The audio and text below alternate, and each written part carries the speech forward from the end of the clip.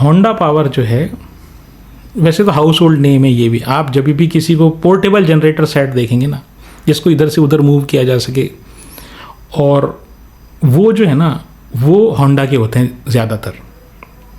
तो पोर्टेबल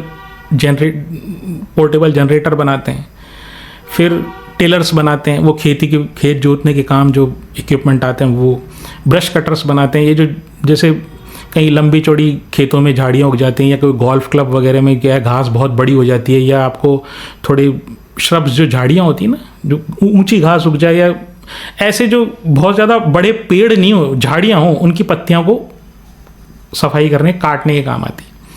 तो इस तरह के इक्विपमेंट वो बनाते हैं। ख़ास बात इसमें ये है कि देखिए, जैसे जैसे पावर की डिमांड भारत में बढ़ रही है और जैसे जैसे सप्लाई बढ़ रही है, आप ये देखिए कितनी सारी पावर की कंपनीज आ गई। और पहले जितनी ज़्यादा भारत में बिजली जाती थी, अब उतनी पावर कट है नहीं। तो ये जो होंडा पावर का जो बिजनेस है ना, वो काफ़ी तरीके से अफेक्ट हो रहा है।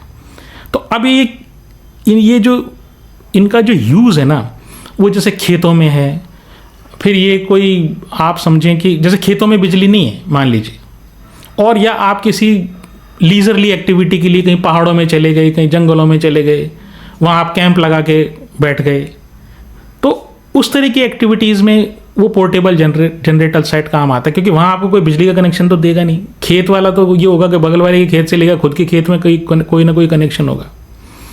या मान लीजिए एक और जो एरिया ऑफ ऑपरेशन जो ये बताते हैं कि सब ये ड्रोन चार्जिंग में इस्तेमाल होता है, कि ऐसे आप एकांत स्थल पे चले गए और ड्रोन चार्जिंग के लिए आपके पास कोई प्लग नहीं है और आपको कोई एरियल फ़ोटो शूट करना है और काफ़ी टाइम उसमें लग रहा है, तो ड्रोन चार्जिंग के लिए साथ में मुझे लेके ये पोर्टेबल जनरेटर सेट से बिजली जनरेट करके वो उसको चार्ज करते हैं।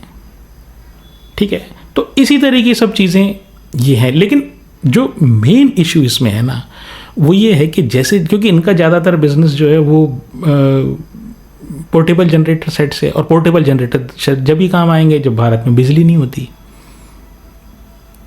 तो इसी कारण से इनकी जो सेल्स है ना वो बहुत ही फ्लैट है, बिल्कुल फ्लैट सेल्स है। और इनका जो 2100 करोड़ का मार्केट कैप है, डेट टू इक्विटी मतलब डेट है ही नहीं इनके ऊपर, ROE 11.5-12% का ROE है। ठीक है, चलने वाला वो है। और जो होंडा जापान है वो इस कंपनी में 67% यानी 67% शेयर होल्डिंग होल्ड करता है। ये इस कंपनी की सबसे बढ़िया बात है। तो इसमें क्या है कि होंडा जापान इतनी बड़ी कंपनी है, और ऐसी मुझे नहीं लगता कि कम से 100 कंपनी से कम होंडा की इस तरह की छोटी छोटी कंपनीज होगी जिनमें वो बड़ी इक्विटी होल्ड करके बैठे हों। अब ये जो कंपनी है 2100 करोड़ के मार्केट कैप की कंपनी है, तो वहाँ का मैनेजमेंट है ना, जो इनके जो डैडी हैं जापान में, वो ध्यान ही नहीं देते इसके कंपनी के ऊपर, क्योंकि उनके लिए ऊंट के मुंह में जीरा है ये। तो जब तक इस कंपनी का जो एरिया ऑफ ऑपरेशन है ना वो डाइवर्सिफाई नहीं होगा, या अलग एरिया में नहीं आएंगे, या एग्रेसिवली अपने को एक्सपेंड नहीं करेंगे, तब तक इस शेयर का भाव कैसे बढ़ेगा। कंपनी में खराबी नहीं है, बट कंपनी में ग्रोथ ही नहीं है।